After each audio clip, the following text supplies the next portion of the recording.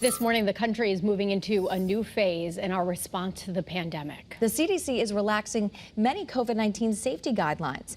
Channel 3 Eyewitness News reporter Roger Suzanin joins us live now in Middletown.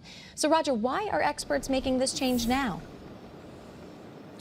Well, good morning, ladies. You know, their reasoning is actually tied to some pretty good news. Researchers say now that the pandemic has been going on for about 2.5 years, more than 95% of us have at least some level of immunity, either through being infected or through vaccination. So as a result, they do feel comfortable rolling back some of these restrictions. And perhaps one of the biggest changes that's happening right now is that going forward, the CDC no longer suggests that people need to stay at least 6 feet away from one another. And another change that's going to impact thousands of Connecticut kids just before they return to the classroom is the fact that the CDC has also removed the guideline that suggested students who may have been exposed to COVID must test negative regularly to remain in class.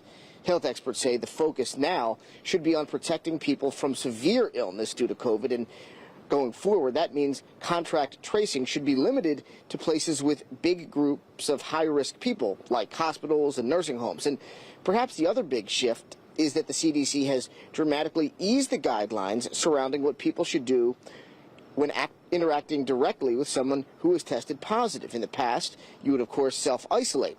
But CBS chief medical correspondent John LaPook breaks down how that is no longer the case. If you are exposed to somebody with COVID, you no longer have to quarantine whether you are vaccinated or not. However, you do need to wear a mask for 10 days around others and get tested at day 5 after exposure or sooner if you have symptoms. This should lessen disruption in schools and elsewhere. But, you know, even though the reasoning, again, is tied to good news, the CDC stresses the fact that the pandemic is far from finished. And keep in mind that here in Connecticut, for example, our positivity rate still tops 12%. The CDC says the other major focus right now should be on getting more Americans getting boosted. Reporting live in downtown Middletown this morning, I'm Roger Suzanin, Channel 3 Eyewitness News.